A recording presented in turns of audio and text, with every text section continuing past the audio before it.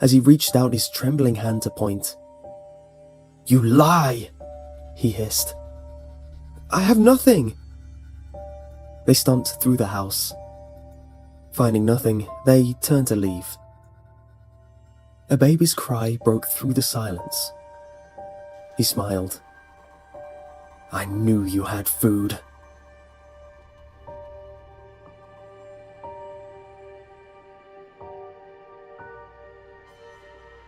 It was 1 a.m. and Guy Halverson sat in his dark living room. The accident early that evening kept playing over and over in his mind. The light turned red, but he was in a hurry and accelerated. An orange blur came